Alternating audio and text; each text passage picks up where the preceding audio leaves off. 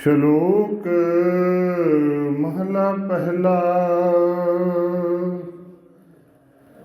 ਹੋਂ ਵਿੱਚ ਆਇਆ ਹੋਂ ਵਿੱਚ ਗਿਆ, ਹੋਂ ਵਿੱਚ ਜੰਮਿਆ ਹੋਂ ਵਿੱਚ ਮੁਆ, ਹੋਂ ਵਿੱਚ ਦਿੱਤਾ ਹੋਂ ਵਿੱਚ ਲਿਆ, ਹੋਂ ਵਿੱਚ ਖਟਿਆ ਹੋਂ ਵਿੱਚ ਗਿਆ, ਹੋਂ ਵਿੱਚ ਸਚਿਆਰ ਕੂੜਿਆਰ, ਹੋਂ ਵਿੱਚ ਪਾਪ ਪੁੰਨ ਵਿਚਾਰ, ਹੋਂ ਵਿੱਚ ਨਰਕ ਸੁਰਗ ਅਵਤਾਰ, ਹੋਂ ਵਿੱਚ ਹੱਸੈ ਹੋਂ ਵਿੱਚ ਰੋਵੈ, ਹੋਂ ਵਿੱਚ ਭਰੀਐ ਹੋਂ ਵਿੱਚ ਧੋਵੈ, ਹੋਂ ਵਿੱਚ ਜਾਤੀ ਜਿਨਸੀ ਖੋਵੈ, ਹੋਂ ਵਿੱਚ ਮੂਰਖ ਹੋਂ ਵਿੱਚ ਸਿਆਣਾ, ਮੂਖ ਮੁਕਤ ਕੀ ਸਾਰ ਨਾ ਜਾਣਾ, ਹੋਂ ਵਿੱਚ ਮਾਇਆ ਹੋਂ ਵਿੱਚ ਛਾਇਆ, ਹਉਮੈ ਕਰ ਕਰ ਜੰਤੋ ਪਾਇਆ, ਹਉਮੈ ਬੂਝੈ ਤਾਂ ਦਰ ਸੂਝੈ, ਗਿਆਨ ਵਿਹੂਣਾ ਕਥ ਕਥ ਲੂਝੈ, ਨਾਨਕ ਹੁਕਮੀ ਲਿਖਿਐ ਸਿਰਲੇਖ, ਜਿਹਾ ਵੇਖੈ ਤਿਹਾ ਵੇਖ। ਮਹਲਾ ਦੂਜਾ।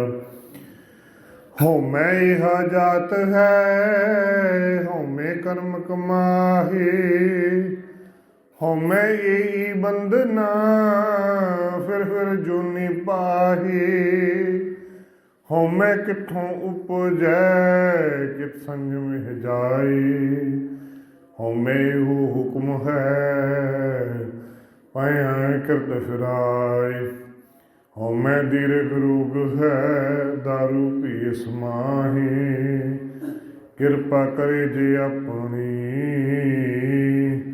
ਤਾਂ ਗੁਰ ਕਾ ਸ਼ਬਦ ਕਮਾਹੇ, ਨਾਨਕ ਕਹੈ ਸੁਣੋ ਜਨੋ ਇਤ ਸੰਜਮ ਦੁਖ ਜਾਏ। ਪੌੜੀ। ਸੇਵ ਕੀਤੀ ਸੰਤੋਖਈ, ਜਿਨ ਸੱਚੋ ਸੱਚ ਧਿਆਇਆ, ਉਨੀ ਮੰਦੈ ਪੈਰ ਨ ਰੱਖਿਓ, ਕਰ ਸੁਕ੍ਰਿਤ ਧਰਮ ਕਮਾਇਆ, ਉਨੀ ਦੁਨੀਆ ਤੋੜੇ ਬੰਧਨਾ, ਅਨ ਪਾਣੀ ਥੋੜਾ ਖਾਇਆ, ਤੂੰ ਬਖਸ਼ਿਸ਼ੀ ਅਗਲਾ, ਨਿਤ ਦੀਵੇ ਚੜੇ ਸਵਾਇਆ, ਵਡਿਆਈ ਵੱਡਾ ਪਾਇਆ, ਵਡਿਆਈ ਵੱਡਾ ਪਾਇਆ। ਵਾਹਿਗੁਰੂ ਜੀ ਕਾ ਖਾਲਸਾ, ਵਾਹਿਗੁਰੂ ਜੀ ਕੀ ਫਤਿਹ। ਜੁਗ ਜੁਗ ਅਟਲ ਰਾਜਾ ਨ ਰਾਜ, ਭਾਨਾ ਨ ਭਾਨ, ਦੇਵਾ ਨ ਦੇਵ, ਉਪਮਾ ਮਹਾਨ ਸਤਿਗੁਰੂ ਸਾਹਿਬ ਸ਼੍ਰੀ ਗੁਰੂ ਗ੍ਰੰਥ ਸਾਹਿਬ ਜੀ ਮਹਾਰਾਜ ਜੀ ਦੇ ਪਾਵਨ ਪਵਿੱਤਰ ਚਰਨ ਸ਼ਰਨ ਦੇ ਅੰਦਰ ਜੁੜ ਬੈਠੇ ਗੁਰਸਿੱਖ ਪਿਆਰ ਵਾਲੇ ਵਡਭਾਗੇ ਹੋ। ਅੰਮ੍ਰਿਤ ਵੇਲੇ ਦੇ ਦੀਵਾਨਾਂ ਦੇ ਅੰਦਰ ਸਤਿਗੁਰਾਂ ਦੀ ਹਜ਼ੂਰੀ ਦੇ ਅੰਦਰ ਜੁੜ ਬੈਠ ਕਰਕੇ ਹਰ ਜਸ ਕਰਨ ਦਾ ਸੁਭਾਗ ਸਮਾਂ ਪ੍ਰਾਪਤ ਹੋ ਰਿਹਾ ਹੈ।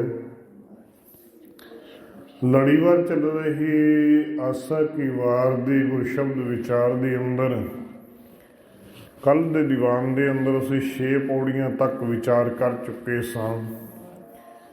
ਅੱਜ 7ਵੀਂ ਪੌੜੀ ਦੀ ਵਿਚਾਰ ਕਰਨੀ ਹੈ ਤੇ ਗੁਰੂਦੇਵ ਪਾਤਸ਼ਾਹ ਸਾਨੂੰ ਇਹਨਾਂ ਪਾਵਨ ਪਵਿੱਤਰ ਬਚਨਾਂ ਦੇ ਅੰਦਰ ਕੀ ਸਮਝਾਉਣਾ ਕਰਦੇ ਨੇ। ਸਤਿਗੁਰਾਂ ਦੇ ਬਚਨਾਂ ਦੇ ਵਿਚਾਰ ਕਰਨ ਤੋਂ ਪਹਿਲਾਂ ਮਨ ਬਿਰਤੀਆਂ ਇਕਾਗਰ ਕਰਦਿਆਂ ਹੋਇਆਂ, ਨਤਮਸਤਕ ਹੁੰਦਿਆਂ ਹੋਇਆਂ ਗੁਰ ਫਤਿਹ ਪ੍ਰਵਾਨ ਕਰਨਾ ਕਰੋ ਜੀ। ਵਾਹਿਗੁਰੂ ਜੀ ਕਾ ਖਾਲਸਾ, ਵਾਹਿਗੁਰੂ ਜੀ ਕੀ ਫਤਿਹ। ਗੁਰੂਦੇਵ ਪਾਤਸ਼ਾਹ ਨੇ ਅੱਜ ਦੇ ਪਾਵਨ ਪਵਿੱਤਰ ਬਚਨਾਂ ਦੇ ਅੰਦਰ ਹੰਕਾਰ ਦੀ ਗੱਲ ਕੀਤੀ ਹੈ, ਹਉਮੈ ਦੀ ਗੱਲ ਕੀਤੀ ਹੈ। ਸਾਡੇ ਜੀਵਨ ਦੇ ਅੰਦਰ, ਸਾਡੇ ਸਾਰਿਆਂ ਦੇ ਸਰੀਰਾਂ ਦੇ ਅੰਦਰ 5 ਵਿਕਾਰ ਨੇ। ਇਹਨਾਂ ਦੇ ਵਿੱਚ ਕੋਈ ਵੀ ਵਿਕਾਰ ਖਤਮ ਨਹੀਂ ਹੋ ਸਕਦਾ। ਇਹ ਕੇਵਲ ਤੇ ਕੇਵਲ ਆਮ ਤੌਰ ਦੇ ਉੱਤੇ ਲੋਕੀ ਮਾਰਨ ਦੀ ਗੱਲ ਕਰਦੇ, ਜੋਗੀਆਂ ਸਿੱਧਾਂ ਸੰਨਿਆਸੀਆਂ ਨੇ ਬੜਾ ਮਾਰਨ ਦਾ ਵਿਕਾਰਾਂ ਨੂੰ ਯਤਨ ਕੀਤਾ, ਲੇਕਿਨ ਪਰਮਾਤਮਾ ਨੇ ਇਹ ਵਿਕਾਰ ਖਤਮ ਕਰਨ ਨੂੰ ਨਹੀਂ ਦਿੱਤੇ। ਨਾ ਕਿ ਗੁਰਦੇਵ ਪਾਤਸ਼ਾਹ ਆਖਦੇ ਨੇ ਕਿ ਇਹਨਾਂ ਨੂੰ ਤੁਸੀਂ ਕੰਟਰੋਲ ਕਰਕੇ ਰੱਖਣਾ। ਦੇਖੋ ਜੇਕਰ ਇਹੀ ਆਗਿਆ ਜੇਕਰ ਕੰਟਰੋਲ ਕਰਕੇ ਰੱਖਾਂਗੇ ਤਾਂ ਚੁੱਲ੍ਹੇ ਦੇ ਵਿੱਚ ਬਾਲ ਕੇ ਉੱਤੋਂ ਵੰਨ ਸੁਵੰਨਾ ਜਿੱਦਾਂ ਦੀ ਮਰਜ਼ੀ ਭੋਜਨ ਬਣਾ ਸਕਦੇ ਹਾਂ। ਜੇਕਰ ਉਹੀ ਅੱਗ ਬੇਕੰਟਰੋਲੀ ਹੋ ਜਾਵੇ ਤੇ ਸਾੜ ਕੇ ਤਬਾਹ ਕਰ ਦਿੰਦੀ ਹੈ। ਬਸ ਉਸੇ ਤਰੀਕੇ ਦੇ ਨਾਲ 5 ਵਿਕਾਰ ਨੇ, ਜਿਵੇਂ ਸ਼ੂਗਰ ਹੈ, BP ਹੈ, ਇਹ ਖਤਮ ਨਹੀਂ ਹੋ ਸਕਦਾ। ਇਹ ਕੇਵਲ ਤੇ ਕੇਵਲ ਸਟੇਬਲ ਰੱਖਣਾ ਪੈਂਦਾ ਹੈ, ਪਰਹੇਜ਼ ਰੱਖ ਕੇ ਇਹਨਾਂ ਨੂੰ ਬਰਾਬਰ ਰੱਖਣਾ ਪੈਂਦਾ ਹੈ। ਸੱਚੇ ਪਾਤਸ਼ਾਹ ਨੇ ਸਾਡੇ ਸਾਰਿਆਂ ਦੇ ਜੀਵਨਾਂ ਦੇ ਅੰਦਰ ਕਾਮ, ਕ੍ਰੋਧ, ਲੋਭ, ਮੋਹ, ਹੰਕਾਰ, ਇਹ 5 ਵਿਕਾਰ ਪਾਏ ਹੋਏ ਨੇ। ਇਹਨਾਂ ਸਾਰਿਆਂ ਤੋਂ ਜਿਹੜਾ ਤੀਬਰ ਚੱਲਦਾ ਹੈ ਉਹ ਹੈਗਾ ਹੰਕਾਰ। ਹੁਣ ਦੇਖੋ ਸੰਗਤ ਦੇ ਵਿੱਚ ਬੈਠਿਆਂ ਕਾਮ, ਕ੍ਰੋਧ, ਲੋਭ, ਮੋਹ 4 ਵਿਕਾਰ ਨਹੀਂ ਸਤਾਉਣਗੇ, ਲੇਕਿਨ ਹੰਕਾਰ ਇੱਥੇ ਵੀ ਆਣ ਕੇ ਸਤਾਉਂਦਾ ਹੈ। ਬਾਣੀ ਪੜ੍ਹਦੇ ਹੰਕਾਰ, ਸੇਵਾ ਕਰਦੇ ਹੰਕਾਰ, ਸਿਮਰਨ ਕਰਦੇ ਹੰਕਾਰ, ਹਰ ਵੇਲੇ ਹੰਕਾਰ ਆਉਂਦਾ ਹੈ। ਤੇ ਹੰਕਾਰ ਦੀ ਗੱਲ ਕਰਦਿਆਂ ਹੋਇਆਂ ਸਾਹਿਬ ਬਚਨ ਕਰਨ ਲੱਗੇ, ਸ਼ਲੋਕ ਮਹਲਾ ਪਹਿਲਾ। ਹੋਂ ਵਿੱਚ ਆਇਆ, ਹੋਂ ਵਿੱਚ ਗਿਆ। ਸਾਹਿਬ ਕਹਿਣ ਲੱਗੇ ਸੰਸਾਰ ਦੇ ਉੱਤੇ ਜੀਵ ਆਉਂਦਾ ਵੀ ਹੰਕਾਰ ਦੇ ਵਿੱਚ ਹੈ ਤੇ ਚਲਾ ਵੀ ਹੰਕਾਰ ਦੇ ਵਿੱਚ ਜਾਂਦਾ ਹੈ। ਹੋਂ ਵਿੱਚ ਜੰਮਿਆ, ਹੋਂ ਵਿੱਚ ਮੁਆ। ਜੰਮਦਾ ਵੀ ਹੰਕਾਰ ਦੇ ਵਿੱਚ ਹੈ ਤੇ ਖਤਮ ਵੀ ਹੰਕਾਰ ਦੇ ਵਿੱਚ ਹੋ ਜਾਂਦਾ ਹੈ ਕਿ ਮੈਂ ਆਹ ਚੀਜ਼ ਬਣਾਈ, ਮੇਰਾ ਪੁੱਤ ਆਖਣਾ ਹੈ ਕਿ ਇਹ ਮੇਰਾ ਪੁੱਤ ਹੋਇਆ, ਮੇਰਾ ਪੁੱਤ ਹੋਇਆ। ਜੰਮਦੇ ਹੰਕਾਰ ਚੰਬੜ ਗਿਆ। ਜਦੋਂ ਮਰਨਾ ਹੈ ਉਦੋਂ ਵੀ ਹੰਕਾਰ ਦੇ ਵਿੱਚ ਇਨਸਾਨ ਨੇ ਮਰ ਜਾਣਾ ਹੈ। ਹੋਂ ਵਿੱਚ ਦਿੱਤਾ, ਜੇ ਅਸੀਂ ਕਿਸੇ ਨੂੰ ਕੁਝ ਦੇ ਦਿੰਦੇ ਹਾਂ ਤਾਂ ਵੀ ਹੰਕਾਰ ਦੇ ਵਿੱਚ, ਜੇ ਕੁਝ ਲੈਂਦੇ ਹਾਂ ਤੇ ਤਾਂ ਵੀ ਹੰਕਾਰ ਦੇ ਵਿੱਚ। ਹੋਂ ਵਿੱਚ ਲਿਆ, ਹੋਂ ਵਿੱਚ ਖੱਟਿਆ, ਹੋਂ ਵਿੱਚ ਗਿਆ। ਹਉਮੈ ਦੇ ਵਿੱਚ ਹੀ ਕਮਾਉਂਦਾ ਚਲਾ ਜਾਂਦਾ ਹੈ, ਹਉਮੈ ਦੇ ਵਿੱਚ ਹੀ ਖੱਟਦਾ ਹੋਇਆ ਸੰਸਾਰ ਦੇ ਉੱਤੋਂ ਚਲਾ ਜਾਂਦਾ ਹੈ। ਹੋਂ ਵਿੱਚ ਸਚਿਆਰ ਕੂੜਿਆਰ। ਹਉਮੈ ਦੇ ਵਿੱਚ ਹੀ ਸਾਰੇ ਸੰਸਾਰ ਦੇ ਵਿੱਚ ਜੀਵ ਆਉਂਦੇ ਨੇ। ਸਾਰੇ ਜੀਵ ਕੂੜਿਆਰ ਹੋ ਕੇ ਕੂੜਤਾ ਦੇ ਵਿੱਚ ਆਪਣੇ ਆਪ ਨੂੰ, ਜੀਵਨ ਨੂੰ ਗਵਾ ਲੈਂਦੇ ਨੇ। ਹੋਂ ਵਿੱਚ ਪਾਪ ਪੁੰਨ ਵਿਚਾਰ, ਤੇ ਹਉਮੈ ਦੇ ਵਿੱਚ ਹੀ ਸੱਚ ਝੂਠ ਦਾ ਫੈਸਲਾ ਕਰਦੇ ਰਹਿੰਦੇ ਨੇ। ਸਾਰੀ ਉਮਰ ਇਸੇ ਤਰੀਕੇ ਦੇ ਨਾਲ ਹੀ ਜੀਵਨ ਜਿਹੜਾ ਹੈ ਉਹ ਨਰਕ ਸੁਰਗ ਦੇ ਵਿੱਚ, ਹੋਂ ਵਿੱਚ ਨਰਕ ਸੁਰਗ ਅਵਤਾਰ। ਹਉਮੈ ਦੇ ਵਿੱਚ ਵੀ ਦੇਵੀ ਦੇਵਤੇ ਜਿੰਨੇ ਵੀ ਅਵਤਾਰ ਬਣ ਕੇ ਉਹ ਵੀ ਹਉਮੈ ਦੇ ਵਿੱਚ ਫਸ ਜਾਂਦੇ ਨੇ। ਹੋਂ ਵਿੱਚ ਹੱਸੈ, ਹੋਂ ਵਿੱਚ ਰੋਵੈ। ਤੇ ਇਨਸਾਨ ਹਉਮੈ ਦੇ ਕਰਕੇ ਹੀ ਹੱਸਦੇ ਨੇ, ਹਉਮੈ ਦੇ ਵਿੱਚ ਹੀ ਰੋਂਦੇ ਗਏ ਨੇ। ਸੰਸਾਰ ਦੇ ਵਿੱਚ ਹਉਮੈ ਦੇ ਵਿੱਚ ਹੀ ਸਾਰਾ ਕੁਝ ਕਰ ਰਹੇ ਆ। ਹੋਂ ਵਿੱਚ ਭਰੀਐ, ਹੋਂ ਵਿੱਚ ਧੋਵੈ। ਤੇ ਹਉਮੈ ਦੇ ਵਿੱਚ ਹੀ ਅਸੀਂ ਆਪਣੇ ਆਪ ਨੂੰ ਭਰ ਲੈਂਦੇ ਹਾਂ। ਭਰਨ ਤੋਂ ਭਾਵ ਹੈ ਆਪਣੇ ਹਿਰਦੇ ਨੂੰ ਭਰੀ ਜਾਂਦੇ ਹਾਂ। ਆਪਣਾ ਮਾਨ, ਸਭਿਮਾਨ, ਅਭਿਮਾਨ ਹੰਕਾਰ ਦੇ ਵਿੱਚ ਹੀ ਭਰੇ ਆ। ਜੇ ਕਿਸੇ ਨੇ ਬੁਲਾਇਆ ਤਾਂ ਵੀ ਹੰਕਾਰ, ਜੇ ਬੁਲਾ ਲਿਆ ਤਾਂ ਵੀ ਹੰਕਾਰ। ਭਾਵ ਕਿ ਹਉਮੈ ਦੇ ਵਿੱਚ ਅਸੀਂ ਬੰਨੇ ਹੋਏ ਹਾਂ। ਹੋਂ ਵਿੱਚ ਜਾਤੀ ਜਿਣਸੀ ਖੋਵੈ।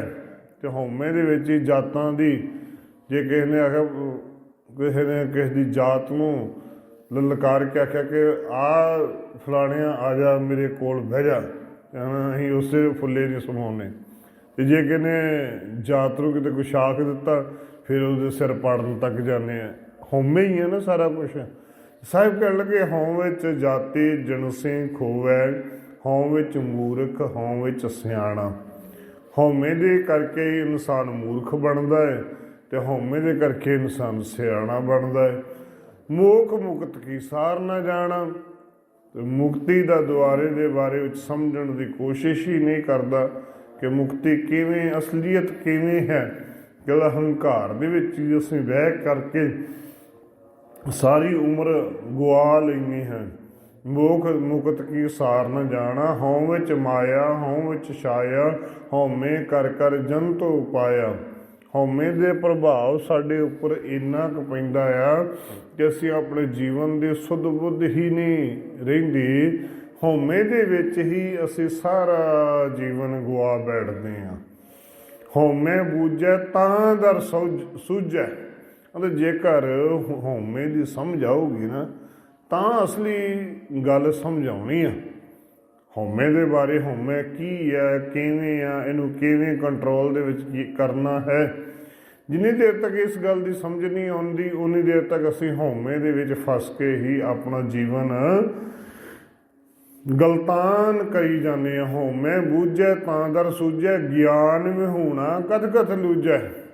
ਗਿਆਨ ਤੋਂ ਬਗੈਰ ਅਸੀਂ ਬੇਸਮਝ ਹੋ ਕੇ ਤੁਰੇ ਫਿਰਦੇ ਹਾਂ। ਅਸੀਂ ਜੂਝਦੇ ਫਿਰਦੇ ਹਾਂ ਬੇਸਮਝ ਹੋ ਕੇ। ਅਸੀਂ ਸੋਚਦੇ ਹਾਂ ਕਿ ਅਸੀਂ ਗਿਆਨਵਾਨ ਹਾਂ, ਲੇਕਿਨ ਗਿਆਨ ਸਾਨੂੰ ਪੋਇਆ ਤੱਕ ਨਹੀਂ, ਗਿਆਨ ਸਾਡੇ ਲਾਗੇ ਤੱਕ ਨਹੀਂ ਆਇਆ ਹੁੰਦਾ। ਤਾਂ ਅਸੀਂ ਉਸੇ ਹੰਕਾਰ ਦੇ ਵਿੱਚ ਹੀ, ਜੇ ਪੜ੍ਹ ਲੈਂਦੇ ਹਾਂ ਤਾਂ ਹੰਕਾਰ, ਜੇ ਸੁਣ ਲੈਂਦੇ ਹਾਂ ਤਾਂ ਹੰਕਾਰ, ਬਾਣੀ ਗੁਰੂ ਦੇ ਦਰ ਦੇ ਉੱਤੇ ਤਾਂ ਹੰਕਾਰ, ਹਰ ਚੀਜ਼ ਦੇ ਵਿੱਚ ਅਸੀਂ ਹੰਕਾਰ ਸਾਡੇ ਵਿੱਚ ਆਣ ਕੇ ਖਲੋਤਾ ਹੁੰਦਾ ਹੈ। ਹਉ ਭੀਤ ਪਈ ਹੈ ਵਿਚੋ ਬਿਨ ਪੇਖੇ ਦੁਰਾਇਓ। ਪਰਮਾਤਮਾ ਤੇ ਸਾਡੇ ਵਿੱਚ ਕੋਈ ਜ਼ਿਆਦਾ ਅੰਤਰ ਨਹੀਂ ਹੈ, ਲੇਕਿਨ ਹੰਕਾਰ ਦੀ ਕੂੜ ਦੀ ਕੰਧ ਬਣੀ ਹੋਈ ਹੈ, ਉਹ ਕਿਸੇ ਪਾਸੇ ਸਾਨੂੰ ਲੱਗਣ ਨਹੀਂ ਦਿੰਦੀ। ਸਾਹਿਬ ਕਹਿੰਦੇ ਅਸਲੀਅਤ ਕੀ ਹੈ? ਨਾਨਕ ਹੁਕਮੀ ਲਿਖਿਆ ਸਿਰਲੇਖ, ਜਿਹਾ ਵੇਖੈ ਤੇਹਾ ਵੇਖ। ਨਾਨਕ ਨਾਮ ਦੀ ਮੋਹਰ ਲਾਉਂਦੇ ਹੋਏ ਧੰਨ ਗੁਰੂ ਨਾਨਕ ਦੇਵ ਜੀ ਮਹਾਰਾਜ ਜੀ ਕਹਿਣ ਲੱਗੇ ਅਸਲੀਅਤ ਦੇ ਵਿੱਚ ਤਾਂ ਇਹ ਹੈ, ਨਾਨਕ ਹੁਕਮੀ ਲਿਖਿਆ ਸਿਰਲੇਖ। ਅਤੇ ਉਹ ਪ੍ਰਭੂ ਪਰਮਾਤਮਾ ਨੇ ਸਾਰਿਆਂ ਨੂੰ ਹੁਕਮ ਦੇ ਵਿੱਚ ਬੰਨ੍ਹਿਆ ਹੋਇਆ ਹੈ। ਹੁਕਮ ਲੇਖ ਲਿਖ ਕੇ ਸੰਸਾਰ ਦੇ ਉੱਤੇ ਭੇਜਿਆ ਹੈ। ਜਿਹਾ ਵੇਖੈ ਤੇਹਾ ਵੇਖ। ਜਿਹੋ ਜਿਹਾ ਅਸੀਂ ਵੇਖਣਾ ਚਾਹੁੰਦੇ ਹਾਂ ਅਸੀਂ ਉਹੋ ਜਿਹਾ ਵੇਖਦੇ ਹਾਂ।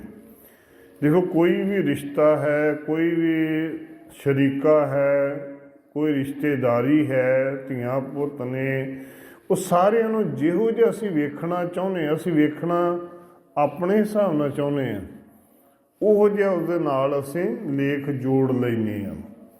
ਹੁਣ ਹਉਮੈ ਹੈ ਕੀ ਆ ਅਤੇ ਕਿਵੇਂ ਦੂਰ ਕੀਤੀ? ਪਹਿਲਾਂ ਸਾਹਿਬਾਂ ਨੇ ਪੂਰੀਆਂ ਹਉਮੈ ਦੀ ਗੱਲ ਕਰ ਦਿੱਤੀ ਵੀ ਸਾਰਾ ਖਿਲਾਰਾ ਹੀ ਹਉਮੈ ਦਾ। ਸਾਰੀ ਪੌੜੀ ਪਹਿਲੇ ਸ਼ਲੋਕ ਦੇ ਅੰਦਰ ਹਉਮੈ ਦਾ ਖਿਲਾਰਾ ਦੱਸ ਦਿੱਤਾ, ਜੰਮਣ ਤੋਂ ਲੈ ਕੇ ਮਰਨ ਤੱਕ। ਹੁਣ ਹਉਮੈ ਹੈ ਕਿ ਮਹਲਾ ਦੂਜਾ, ਹਉਮੈ ਇਹਾ ਜਾਤ ਹੈ, ਹਉਮੈ ਕਰਮ ਕਮਾਹੇ। ਅਤੇ ਅਸਲੀਅਤ ਦੇ ਵਿੱਚ ਸਾਡੇ ਜੀਵਨ ਦਾ ਜਾਂ ਕੁਦਰਤ ਦਾ ਸੁਭਾਅ, ਜਾਤ ਤੋਂ ਭਾਵ ਹੈ ਸੁਭਾਅ। ਹਉਮੈ ਇਹਾ ਜਾਤ ਹੈ, ਹਉਮੈ ਦਾ ਇਹ ਸੁਭਾਅ ਹੈ। ਹਉਮੈ ਕਰਮ ਕਮਾਏ, ਕਿ ਅਸੀਂ ਹਉਮੈ ਦੇ ਵਿੱਚ ਕਰਮ ਕਮਾਉਂਦੇ ਹਾਂ, ਭਾਵ ਕਿ ਬਾਣੀ ਪੜ੍ਹਦੇ ਹਾਂ ਹੰਕਾਰ ਵਿੱਚ। ਕੋਈ ਵੀ ਕੰਮ ਦੁਨੀਆ ਦਾ ਅਸੀਂ ਕਰਦੇ ਹਾਂ ਹੰਕਾਰ ਦੇ ਵਿੱਚ ਕਰਦੇ ਹਾਂ। ਨਿਮਾਣਤਾ ਦਾ ਕਰਕੇ ਅਸੀਂ ਕੁਛ ਨਹੀਂ ਕਰਦੇ। ਨਿਮਰਤਾ ਕਰਕੇ ਅਸੀਂ ਜੇ ਆਖੀਏ ਨਾ ਕਿ ਅਸੀਂ ਨਿਮਰਤਾ ਕਰਕੇ ਕੁਝ ਕਰ ਲਈਏ, ਬੜਾ ਔਖਾ ਹੈ। ਨਿਮਾਣਤਾ ਜੀਵਨ ਦੇ ਵਿੱਚ ਲਿਆਉਣੀ, ਕਹਿਣਾ ਅਤੇ ਲਿਆਉਣੀ ਦੋਨਾਂ 'ਚ ਬੜਾ ਫਰਕ ਆ। ਦੇਖੋ ਨਿਮਰਤਾ ਕਿਸੇ ਨੂੰ, ਨਿਆਣੇ ਨੂੰ ਅੱਜ ਆਖੀਏ ਨਾ ਕਿ ਨਿਮਰਤਾ ਦੇ ਨਾਲ ਬੋਲ ਠੜਨਾ, ਉਹ ਵੀ ਨਿਆਣਾ ਵੀ ਅੱਗੋਂ ਬੋਲ ਕੇ ਰਾਜੀ ਨਹੀਂ ਹੈਗਾ। ਨਿਮਾਣਤਾ ਲਿਆਉਣੀ ਬੜੀ ਜੀਵਨ ਦੇ ਅੰਦਰ ਔਖੀ ਹੈ। ਸਾਹਿਬ ਕਹਿ ਲਗੇ ਹਉਮੈ ਕਰਮ ਕਮਾਹੇ, ਹਉਮੈ ਇਹ ਬੰਧਨਾ। ਹਉਮੈ ਦਾ ਇੱਕ ਬੰਧਨ ਬੰਨ੍ਹਿਆ ਹੋਇਆ ਹੈ। ਅਸੀਂ ਸਾਰਿਆਂ ਦੇ ਵਿੱਚ ਇੱਕ ਬੰਧਨ ਬੱਝਿਆ ਹੋਇਆ ਹੈ। ਫਿਰ ਜੂਨੀ ਪਾਏ। ਜੇ ਹਉਮੈ ਨਹੀਂ ਨਾ ਹੋਏਗੀ ਫਿਰ ਤੇ ਸਾਰੇ ਰੱਬ ਦੇ ਪਿਆਰੇ ਬਣ ਜਾਣੇ ਆ। ਹੰਕਾਰ ਦੀ ਕੜੀ ਜਾਂ ਕਹਿ ਲਈ ਕਿ ਹੰਕਾਰ ਦਾ ਕਿੱਲਾ ਧੌਣ ਦੇ ਵਿੱਚੋਂ ਜਿਹੜਾ ਕੱਢਣਾ ਬੜਾ ਔਖਾ ਆ। ਕਿਤੇ ਥੋੜ੍ਹਾ ਬਹੁਤਾ ਮਾਣ ਸਨਮਾਨ ਕੋਈ ਦੇ ਦੇਵੇ ਤੇ ਅਸੀਂ ਫੁੱਲੇ ਨਹੀਂ ਸਮਾਉਂਦੇ। ਸਾਡੇ ਵਰਗਾ ਦੁਨੀਆ ਦੇ ਵਿੱਚ ਹੈ ਕੋਈ ਨਹੀਂ। ਤੇ ਸਾਹਿਬ ਕਹਿਣ ਲੱਗੇ ਹਉਮੈ ਇਹ ਬੰਧਨਾ ਫਿਰ ਜੋਨੀ ਪਾਹੀ। ਹਉਮੈ ਦੇ ਕਰਕੇ ਅਸੀਂ ਕਰਮ ਕਮਾਉਂਦੇ ਹਾਂ ਅਤੇ ਹਉਮੈ ਦੇ ਕਰਕੇ ਬਾਰ ਸਾਨੂੰ ਜਨਮਾਂ ਮਰਨਾਂ ਦੇ ਚੱਕਰਾਂ ਦੇ ਵਿੱਚ ਪੈਣਾ ਪੈਂਦਾ ਹੈ। ਹੁਣ ਅਗਲਾ ਸਵਾਲ ਹੈ ਹਉਮੈ ਕਿੱਥੋਂ ਉਪਜ ਹੈ? ਜਿਹੜੀ ਹਉਮੈ ਆ ਇਹ ਪੈਦਾ ਕਿੱਥੋਂ ਹੁੰਦੀ ਆ? ਸਾਡੇ ਜੀਵਨ ਦੇ ਵਿੱਚ ਜਿਹੜਾ ਹਉਮੈ ਹੰਕਾਰ ਆ, ਪੈਦਾ ਕਿੱਥੋਂ ਹੁੰਦਾ ਆ? ਹੰਕਾਰ ਤੇ ਅਸੀਂ ਸਾਰੇ ਨੇ ਆਖ ਦਿੱਤਾ ਵੀ ਜੀਵਨ ਦੇ ਵਿੱਚ ਹਉਮੈ ਆ, ਪੰਜਵਾਂ ਵਿਕਾਰ ਵੀ ਹਉਮੈ ਆ। ਤੇ ਸਾਹਿਬ ਕਹਿੰਦੇ ਹਉਮੈ ਕਿੱਥੋਂ ਉਪਜ ਹੈ? ਕਿਤ ਸੰਜਮ ਇਹ ਜਾਏ, ਕਿਹੜਾ ਐਸਾ ਤਰੀਕਾ ਵਰਤੀਏ ਜਿਹਦੇ ਨਾਲ ਇਹ ਕੰਟਰੋਲ ਦੇ ਵਿੱਚ ਹੋ ਜਾਵੇ, ਜਿਹੜੀ ਇਹ ਵਸ ਦੇ ਵਿੱਚ ਆ ਸਕਦੀ ਹੈ। ਸਾਹਿਬ ਕਹਿਣ ਲੱਗੇ ਹਉਮੈ ਇਹੋ ਹੁਕਮ ਹੈ ਪਾਇਆ ਕਿਰਤ ਫਿਰਾਏ। ਇਹਦਾ ਇੱਕੋ ਇੱਕ ਜਵਾਬ ਹੈ ਕਿ ਹਉਮੈ ਇਹੋ ਹੁਕਮ ਹੈ। ਹਉਮੈ ਜਿਹੜੀ ਇਹ ਪਰਮਾਤਮਾ ਦਾ ਹੁਕਮ ਹੈ। ਪਰਮਾਤਮਾ ਦੇ ਹੁਕਮ ਦੇ ਅਨੁਸਾਰ ਜੀਵਨ ਨੂੰ ਜਿਉਣ ਦੀ ਗੱਲ ਸੀ, ਲੇਕਿਨ ਪਰਮਾਤਮਾ ਨੇ ਸਾਡੇ ਜੀਵਨ ਦੇ ਅੰਦਰ ਹਉਮੈ ਪਾਈ, ਜਿਵੇਂ ਮਾਇਆ ਪਾਈ ਉਸੇ ਤਰ੍ਹਾਂ ਹਉਮੈ ਵੀ ਸਾਡੇ ਜੀਵਨ ਦੇ ਵਿੱਚ ਪਾਈ ਹੈ। ਤੇ ਹਉਮੈ ਦਾ ਕਰਮ ਕੀ ਹੈ? ਪਿਆ ਕਿਰਤ ਫਿਰਾਏ। ਤੇ ਜੇਕਰ ਹਉਮੈ ਦੇ ਜੇ ਨਹੀਂ ਹੋਵੇਗੀ ਤੇ ਅਸੀਂ ਕੋਈ ਕੰਮ ਹੀ ਨਹੀਂ ਕਰ ਸਕਾਂਗੇ। ਹਉਮੈ ਵੀ ਜ਼ਰੂਰੀ ਹੈ। ਮੈਂ ਸ਼ੁਰੂਆਤ ਤੇ ਬੇਨਤੀ ਕੀਤੀ ਸੀ ਕਿ ਜਿਵੇਂ ਪੰਜ ਵਿਕਾਰ ਨੇ, ਜੇਕਰ ਪੰਜ ਵਿਕਾਰ ਖਤਮ ਹੋ ਜਾਣ ਤੇ ਦੁਨੀਆ ਦੀ ਉਤਪਤੀ ਖਤਮ ਹੋ ਜਾਏ, ਕੋਈ ਕੰਮ ਹੀ ਨਾ ਇਨਸਾਨ ਕਰੇ। ਜੇ ਕਾਮ ਨਹੀਂ ਹੋਵੇਗਾ ਸਾਡੇ ਜੀਵਾਂ ਦੇ ਵਿੱਚ ਤੇ ਕੋਈ ਸੰਸਾਰ ਦੇ ਉੱਤੇ ਬੱਚਾ ਪੈਦਾ ਹੀ ਨਹੀਂ ਹੋ ਸਕਦਾ। ਜੇ ਕ੍ਰੋਧ ਨਹੀਂ ਹੋਵੇਗਾ, ਜੇ ਕਿਸੇ 'ਚ ਗੁੱਸਾ ਹੀ ਨਹੀਂ ਹੋਏਗਾ ਤਾਂ ਦੁਨੀਆ ਦੇ ਅੰਦਰ ਕੋਈ ਜੰਗ ਹੀ ਨਹੀਂ ਹੋ ਸਕਦੀ, ਕੋਈ ਲੜਾਈ ਨਹੀਂ ਹੋਏ, ਸਾਰੇ ਪਾਸੇ ਅਮਨ ਸ਼ਾਂਤੀ ਫੈਲ ਜੂਗੀ। ਗੁੱਸਾ ਕਿਸੇ ਨੂੰ ਆਉਣਾ ਹੀ ਨਹੀਂ ਤੇ ਫਿਰ ਅਮਨ ਸ਼ਾਂਤੀ ਹੋਣੀ ਸਾਰੇ ਪਾਸੇ। ਲੋਭ, ਜੇਕਰ ਲੋਭ ਹੀ ਨਹੀਂ ਹੋਏਗਾ ਤੇ ਇਨਸਾਨ ਕੋਈ ਕੰਮ ਹੀ ਨਹੀਂ ਕਰੂਗਾ ਵੀ ਮੈਨੂੰ ਕੀ ਲੋੜ ਆ। ਜੇ ਮੋਹ ਹੀ ਨਹੀਂ ਹੋਏਗਾ, ਧੀਆਂ ਪੁੱਤਾਂ ਨਾਲ ਮੋਹ ਹੀ ਨਹੀਂ ਹੋਏਗਾ ਤੇ ਇਨਸਾਨ ਨੂੰ ਕੀ ਲੋੜ ਧੀਆਂ ਪੁੱਤਾਂ ਨੂੰ ਮੰਗਣ ਦੀ? ਇਨਸਾਨ ਕੀ ਲੋੜ ਭੱਜਾ ਫਿਰਨ ਦੀ? ਆਪੇ ਆਪਣੇ ਆਪ ਕਮਾਉਣ ਦੇ, ਖਾਣ, ਆਨੰਦ ਮਾਣਨ, ਫਿਰ ਤਾਂ ਲੋੜ ਹੀ ਨਹੀਂ ਰਹਿ ਜਾਏਗੀ। ਜੇ ਹੰਕਾਰ ਨਹੀਂ ਹੋਏਗਾ ਤੇ ਹੰਕਾਰ ਕਰਕੇ ਤੇ ਦੁਨੀਆ ਭੱਜੀ ਫਿਰਦੀ, ਮੇਰੀ ਚੌਧਰ, ਮੇਰੀ। ਹੁਣ ਜਿੰਨੇ ਮੰਤਰੀ ਸੰਤਰੀ ਤੁਰੇ ਹੋਏ ਨੇ ਹੰਕਾਰ ਕਰਕੇ ਭੱਜੇ ਫਿਰਦੇ ਆ ਸਾਰੇ। ਅਸੀਂ ਕਿ ਮੈਨੂੰ ਚੌਧਰ ਮਿਲੇ, ਪਿੰਡ ਦਾ ਚੌਧਰੀ ਬਣਾ, ਸਰਪੰਚ ਬਣਾ, ਪੰਚ ਬਣਾ, ਇਹ ਚੌਧਰ ਕਰਕੇ ਹੀ ਆ। ਮਾਣ ਸਨਮਾਨ ਮਿਲੇ ਤੇ ਉਹ ਖਿਮਾ ਕਰਨਾ। ਅੱਜ ਜੇਕਰ ਕਈਆਂ ਪਿੰਡਾਂ ਦੇ ਵਿੱਚ ਅਸੀਂ ਜਾਣ ਦਾ ਮੌਕਾ ਮਿਲਦਾ, 20-20, 22-22 ਗੁਰਦੁਆਰੇ ਆ। ਕਾਹਦੇ ਵਾਸਤੇ ਬਣੇ ਆ? ਉੱਥੇ ਗ੍ਰੰਥੀ ਨੂੰ ਦੇਣ ਜੋਗੇ ਪੈਸੇ ਤੱਕ ਨਹੀਂ ਹੁੰਦੇ, ਲੇਕਿਨ ਗੁਰਦੁਆਰੇ ਬਣਾਏ ਆ। ਕਾਹਦੇ ਵਾਸਤੇ? ਚੌਧਰ ਵਾਸਤੇ। ਕਹਿਣ ਤੋਂ ਭਾਵ ਕਿ ਇਹ ਕੇਵਲ ਤੇ ਕੇਵਲ ਹਉਮੈ ਆ, ਹੰਕਾਰ ਹੈ। ਤੇ ਸਾਹਿਬ ਕਹਿਣ ਲੱਗੇ ਹਉਮੈ ਇਹੋ ਹੁਕਮ ਹੈ ਪਿਆ ਕਿਰਤ ਫਿਰਾਏ। ਹਉਮੈ ਜਿਹੜਾ ਆ ਉਹ ਹੁਕਮ ਹੈ, ਉਹਦੇ ਹੁਕਮ ਦੇ ਵਿੱਚ ਅਸੀਂ ਭੱਜੇ ਫਿਰਦੇ ਹਾਂ। ਤੇ ਹਉਮੈ ਦੀਰਘ ਰੋਗ ਹੈ, ਇਹ ਵੱਡਾ ਰੋਗ ਵੀ ਹੈ। ਹੰਕਾਰ, ਹਉਮੈ ਦੀਰਘ ਤੋਂ ਭਾਵ ਬੜਾ ਭਿਆਨਕ ਰੋਗ ਹੈ। ਹਉਮੈ ਦੀਰਘ ਰੋਗ ਹੈ, ਦਾਰੂ ਪੀ ਅਸਮਾਏ। ਤੇ ਧੰਨ ਗੁਰੂ ਅੰਗਦ ਦੇਵ ਜੀ ਮਹਾਰਾਜ ਕਹਿਣ ਲੱਗੇ ਲੇਕਿਨ ਇਸ ਰੋਗ ਦੀ ਦਵਾਈ ਵੀ ਇਹਦੇ ਵਿੱਚ ਹੀ ਹੈ। ਜਿੱਥੇ ਇਹ ਰੋਗ ਹੈ, ਦੇਖੋ ਆਮ ਤੌਰ ਦੇ ਉੱਤੇ ਇੱਕ ਕਹਾਵਤ ਕਹੀ ਜਾਂਦੀ ਹੈ, ਜਾਂ ਸਿਆਣੇ ਇਹ ਗੱਲ ਆਖਦੇ ਨੇ ਜਾਂ ਡਾਕਟਰ ਇਹ ਗੱਲ ਆਖਦੇ ਨੇ, ਜੇ ਸੱਪ ਲੜਦਾ ਹੈ ਤੇ ਸੱਪ ਦੀ ਜ਼ਹਿਰ ਹੀ ਉਸ ਨੂੰ ਰੋਗ ਨੂੰ ਕੱਟਦੀ ਹੈ। ਪਰ ਹਉਮੈ ਰੋਗ ਦੀਰਘ ਰੋਗ ਹੈ, ਖਤਰਨਾਕ ਰੋਗ ਹੈ, ਲੇਕਿਨ ਇਹਨੂੰ ਕੱਟਦੀ ਵੀ ਹਉਮੈ ਹੀ ਹੈ। ਹਉਮੈ ਦੀਰਘ ਰੋਗ ਹੈ, ਦਾਰੂ ਪੀ ਸਮਾਏ। ਕਿਉਂਕਿ ਜਦੋਂ ਅਸੀਂ ਆਪਣੇ 'ਤੇ ਹੰਕਾਰ ਕਰਦੇ ਹਾਂ, ਸਾਨੂੰ ਸਾਡੇ ਤੋਂ ਵੱਡਾ ਹੰਕਾਰੀ ਮਿਲ ਜਾਂਦਾ। ਸਾਨੂੰ ਨੀਵਾਂ ਦਿਖਾਉਣ ਵਾਲਾ ਸਾਡੇ ਤੋਂ ਅੱਗੇ ਬੈਠਾ ਹੁੰਦਾ ਹੈ। ਜੇ ਐਵੇਂ ਕਹਿ ਲਈਏ ਕਿ ਜਦੋਂ ਭਲਵਾਨਾਂ ਦੇ ਅਖਾੜੇ ਦੇ ਵਿੱਚ ਜਾਈਏ ਨਾ, ਪਤਾ ਹੀ ਫਿਰ ਲੱਗਦਾ ਕਿ ਮੇਰੇ ਤੋਂ ਵੀ ਅੱਗੇ ਵੱਡੇ ਵੱਡੇ ਭਲਵਾਨ ਬੈਠੇ ਹੈਗੇ ਆ। ਜਾਂ ਵਿਦਵਾਨਾਂ ਦੀ ਸੱਥ ਦੇ ਵਿੱਚ ਜਾ ਕੇ ਜਦੋਂ ਵਿਚਾਰਵਾਨਾਂ ਦੇ ਵਿੱਚ ਬੈਠੀਏ ਨਾ, ਤੇ ਫਿਰ ਜਦੋਂ ਆਪਣੀ ਵਿਚਾਰ ਉਹਨਾਂ ਦੇ ਵਿੱਚ ਰੱਖੀਏ ਤੇ ਜਦੋਂ ਉਹਨਾਂ ਦੀਆਂ ਵਿਚਾਰਾਂ ਸੁਣੀਏ ਤੇ ਆਪਣੇ ਆਪ ਨੂੰ ਨੀਵੇਂ ਹੋਣਾ ਪੈ ਕੇ ਆਖੇ ਕਿ ਸਾਡੇ ਤੋਂ ਬੜੇ ਬੜੇ ਵੱਡੇ ਵਿਦਵਾਨ ਬੈਠੇ, ਅਸੀਂ ਕਾਹਦੇ ਜੋਗੇ ਹਾਂ। ਭਾਵ ਕਿ ਹਉਮੈ ਰੋਗ ਤੇ ਹੈਗਾ ਆ, ਲੇਕਿਨ ਟੁੱਟਦਾ ਵੀ ਵਿੱਚੋਂ ਹੀ ਆ। ਜਦੋਂ ਅੱਗੋਂ ਕੋਈ ਸਵਾਦ ਦਾ ਟੱਕਰ ਪਿਆ, ਆਪਣੇ ਆਪ ਰੋਗ ਟੁੱਟ ਜਾਊਗਾ। ਤੇ ਸਾਹਿਬ ਕਹਿਣ ਲੱਗੇ, ਹਉਮੈ ਦੀਰਘ ਰੋਗ ਹੈ, दारू ਭੀ ਅਸਮਾਹੀ, ਕਿਰਪਾ ਕਰੇ ਜੇ ਆਪਣੀ, ਤਾਂ ਗੁਰ ਕਾ ਸ਼ਬਦ ਕਮਾਏ। ਸਭ ਤੋਂ ਵੱਡਾ ਕੰਮ ਹੈ, ਜੇਕਰ ਇਹਨੂੰ ਰੋਗ ਨੂੰ ਤੋੜਨਾ ਹੈ ਨਾ, ਤੇ ਜੇਕਰ ਪੂਰੇ ਗੁਰੂ ਦੀ ਕਿਰਪਾ ਹੋ ਜੇ ਤੇ ਗੁਰੂ ਦਾ ਸ਼ਬਦ ਮਨ ਦੇ ਵਿੱਚ ਵਸਾ ਲਈਏ। ਕਿਰਪਾ ਕਰੇ ਜੇ ਆਪਣੀ, ਤਾਂ ਗੁਰ ਕਾ ਸ਼ਬਦ ਕਮਾਏ। ਹਾਂ, ਵਿਕਾਰ ਜ਼ਰੂਰੀ ਨੇ ਜੀਵਨ ਦੇ ਵਿੱਚ। ਕਿਤੇ ਗੁਰਬਾਣੀ 'ਚ ਇਹ ਨਹੀਂ ਲਿਖਿਆ ਕਿ ਇਹ ਵਿਕਾਰ ਖਤਮ ਹੋ ਸਕਦੇ ਨੇ। ਸਾਹਿਬਾਂ ਨੇ ਆਖਿਆ ਕਿ ਸਭ ਤੋਂ ਜਿਹੜਾ ਵੱਡਾ ਕੰਮ ਹੈ ਨਾ, ਗੁਰੂ ਦੇ ਸ਼ਬਦ ਨੂੰ ਕੋਸ਼ਿਸ਼ ਕਰੋ ਆਪਣੇ ਜੀਵਨ ਦੇ ਵਿੱਚ ਵਸਾਉਣ ਦੀ। ਜੇਕਰ ਗੁਰੂ ਦਾ ਸ਼ਬਦ ਜੀਵਨ ਦੇ ਵਿੱਚ ਵਸ ਜਾਏ ਨਾ, ਤੇ ਇਹ ਵਿਕਾਰ ਸਾਡੇ ਜੀਵਨ ਨੂੰ ਕੁਝ ਤੰਗ ਨਹੀਂ ਕਰ ਸਕਦੇ। ਗੁਰਬਾਣੀ ਸਾਡੇ ਜੀਵਨ ਦੇ ਵਿੱਚ ਵਸ ਜਾਵੇ ਤੇ ਵਿਕਾਰ ਸਾਡੇ ਦੇ ਉੱਤੇ ਹਾਵੀ ਨਹੀਂ ਹੋ ਸਕਦੇ। ਬੇਸ਼ੱਕ ਦੇਖੋ ਜਿੰਨਾ ਮਰਜ਼ੀ ਮੀਂਹ ਪਈ ਜਾਵੇ, ਲੇਕਿਨ ਜਿਹੜਾ ਅੰਦਰ ਬੈਠਾ ਹੋਊਗਾ ਉਹਨੂੰ ਬਾਹਰ ਮੀਂਹ ਪੈਣ ਦਾ ਕੀ ਫਰਕ ਪੈਂਦਾ ਹੈ? ਉਹ ਅੰਦਰ ਬਿਸਤਰੇ 'ਚ ਬੈਠਾ ਹੈ, ਬਾਹਰ ਜਿੰਨੀ ਮਰਜ਼ੀ ਠੰਡ ਹੋਵੇ, ਜਿਹੜਾ ਰਜਾਈ 'ਚ ਬੈਠਾ ਉਹਨੂੰ ਕੀ ਬਾਹਰ ਲੱਗੇ ਜਿੰਨੀ ਮਰਜ਼ੀ ਠੰਡ ਪੈਂਦੀ ਰਹੇ।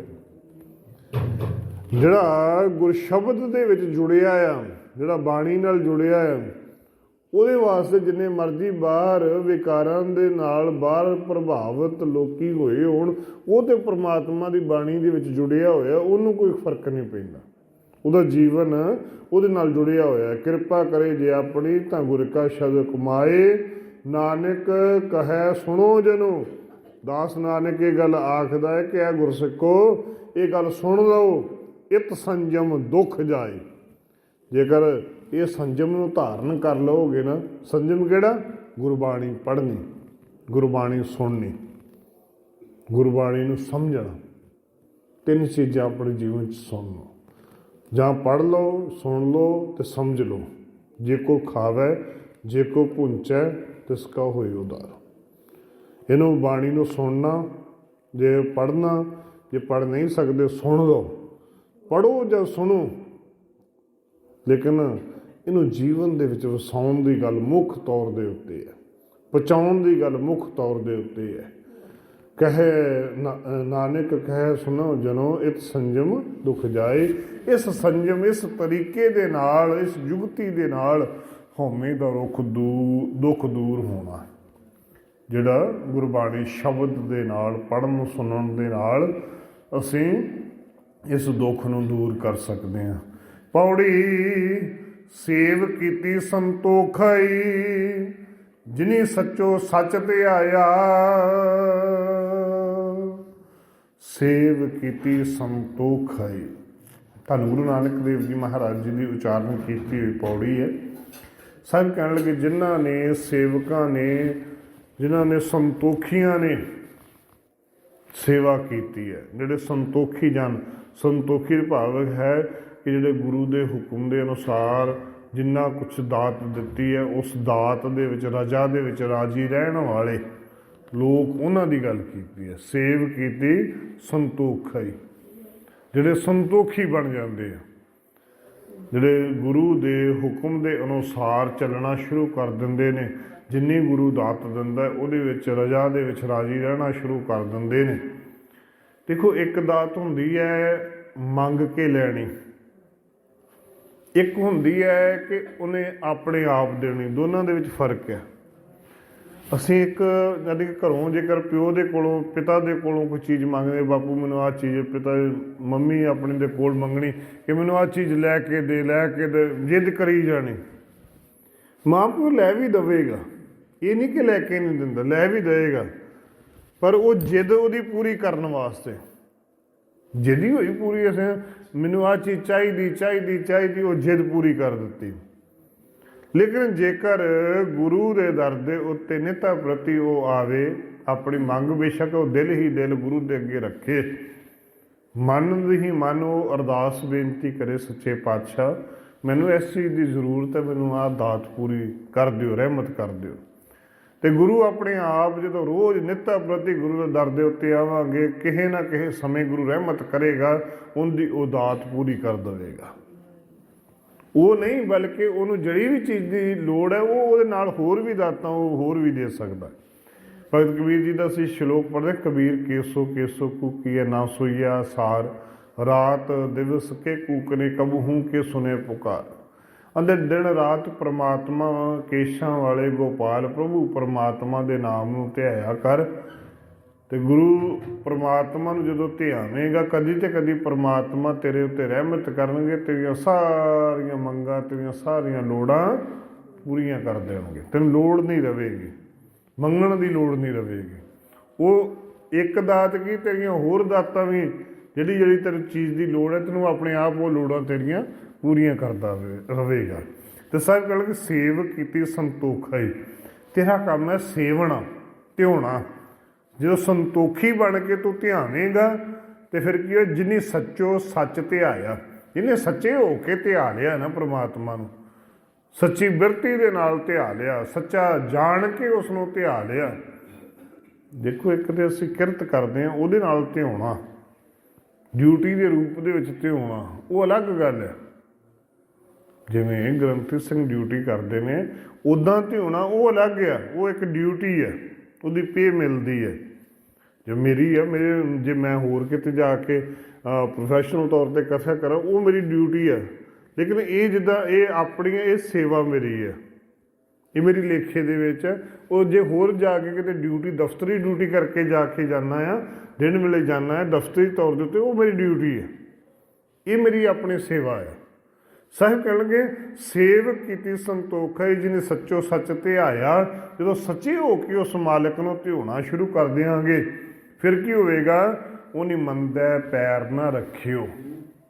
ਜਦੋਂ ਸੱਚ ਨੂੰ ਧਿਆਉਣਾ ਸ਼ੁਰੂ ਕਰਦਾ, ਫਿਰ ਗਲਤ ਪਾਸੇ ਇਨਸਾਨ ਪੈਰ ਨਹੀਂ ਰੱਖ ਸਕਦਾ।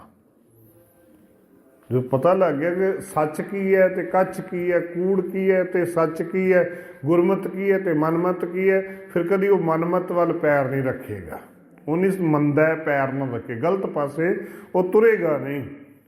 ਕਰ ਸੋਕ੍ਰਿਤ ਧਰਮ ਕਮਾਇਆ, ਸੋਕ੍ਰਿਤ ਤੋਂ ਭਾਵੇਂ ਚੰਗੀ ਕ੍ਰਿਤ, ਫਿਰ ਚੰਗੇ ਕੰਮ ਵੱਲ, ਧਰਮ ਦੇ ਵੱਲ ਉਹ ਪੈਰ ਰੱਖੂਗਾ।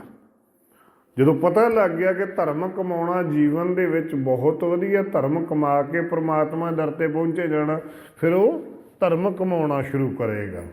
ਸੋਕ੍ਰਿਤ ਧਰਮ ਕਮਾਇਆ, ਉਹਨੇ ਦੁਨੀਆ ਤੋੜੇ ਬੰਧਨਾ, ਅੰਨ ਪਾਣੀ ਥੋੜਾ ਖਾਇਆ। ਉਹ ਫਿਰ ਕੀ ਹੈ, ਦੁਨੀਆ ਦੇ ਨਾਲ ਜਿਹੜੇ ਬੰਧਨ ਨੇ ਨਾ, ਉਹ ਤੋੜਦਾ ਹੈ। ਫਿਰ ਆਪਣੇ ਜੀਵਨ ਦੇ ਵਿੱਚ ਸੇਵਾਵਾਂ ਨੂੰ ਧਾਰਨ ਕਰਦਾ।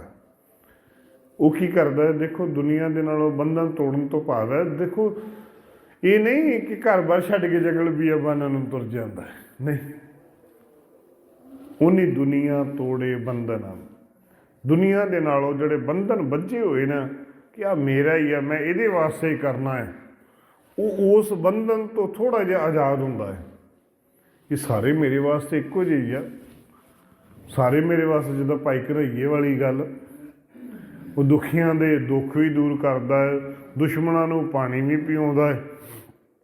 ਜੇਕਰ ਕੋਈ, ਦੇਖੋ ਇੱਕ ਤਾਂ ਇਨਸਾਨ, ਡਾਕਟਰ ਜਿਹੜੇ ਨੇ ਉਹ ਰੱਬ ਦਾ ਰੂਪ ਆ, ਪਰੰਤੂ ਅੱਜ ਹੌਲੀ ਹੌਲੀ ਉਸ ਚੀਜ਼ ਨੂੰ ਇੱਕ ਬਿਜ਼ਨਸ ਦੇ ਰੂਪ ਦੇ ਅੰਦਰ ਬਣਦਾ ਪਿਆ ਹੈ। ਉਸ ਚੀਜ਼ ਨੂੰ, ਜਿਵੇਂ ਐਜੂਕੇਸ਼ਨ ਇੱਕ ਗੁਰੂ ਦਾ ਰੂਪ ਹੁੰਦਾ ਸੀ, ਅਤੇ ਐਜੂਕੇਸ਼ਨ ਅੱਜ ਬਿਜ਼ਨਸ ਬਣ ਗਿਆ, ਧੰਦਾ ਬਣਦਾ ਜਾ ਰਿਹਾ। ਉਹ ਚੀਜ਼ ਜਿਹੜੇ ਸੀ, ਅਸੀਂ ਉਸ ਚੀਜ਼ ਤੋਂ ਅਲੱਗ ਹੋ ਕੇ, ਯਾਨੀ ਪਾਪ ਦਾ ਵਰਤਾਰਾ ਹੋਰ ਵੱਧ ਰਿਹਾ ਹੈ। ਲੋਕੀ ਰੱਬ ਦਾ ਰੂਪ ਡਾਕਟਰਾਂ ਨੂੰ ਜਾਣ ਕੇ ਜੋ ਆਖਦੇ ਸੀ ਸੱਤ ਆ, ਜੇ ਕਿਸੇ ਨੇ ਸੁਆਹ ਦੀ ਪੁੜੀ ਵੀ ਬੰਨ੍ਹ ਕੇ ਦੇਣੇ, ਉਹਦੇ ਨਾਲ ਵੀ ਠੀਕ ਹੋ ਜਾਣੇ ਸਨ। ਲੇਕਿਨ ਹੁਣ ਮਰੇ ਹੋਏ ਇਨਸਾਨਾਂ ਨੂੰ ਵੀ ਕਈ ਦਿਨ ਹਸਪਤਾਲ ਰੱਖ ਕੇ ਤੇ ਉਹਨਾਂ ਦੇ ਪੈਸੇ ਬਣਾ ਲੈਂਦੇ ਆ। ਉਹ ਇੱਕ ਬਿਜ਼ਨਸ ਬਣ ਗਿਆ ਹੈ। ਅਤੇ ਸਾਹਿਬ ਕਹਿਣਗੇ ਉਹ ਚੀਜ਼ਾਂ ਸਾਡੇ ਨਾਲ ਤੇ ਜਾਣ ਵਾਲੀਆਂ ਨੇ, ਲੇਕਿਨ ਲੇਖਾਂ ਦੇ ਵਿੱਚ ਸਾਡੀਆਂ ਲਿਖੇ ਜਾ ਰਹੀਆਂ ਨੇ। ਜਿਹੜੇ ਅਸੀਂ ਪਾਪ ਕਰ ਰਹੇ ਹਾਂ, ਕਮਾ ਰਹੇ ਹਾਂ, ਉਹਨਾਂ ਦਾ ਸਾਨੂੰ ਹਰਜਾਨਾ ਤਾਂ ਦੇਣਾ ਹੀ ਪਏਗਾ ਨਾ। ਜੇਕਰ ਅਸੀਂ ਕਿਸੇ ਦੇ ਉੱਤੇ ਤਸ਼ੱਦਦ ਕਰ ਰਹੇ ਹਾਂ, ਗਲਤ ਕਰ ਰਹੇ ਹਾਂ, ਉਹਦਾ ਲੇਖਾ ਜੋਖਾ ਸਾਨੂੰ ਦੇਣਾ ਪੈਣਾ।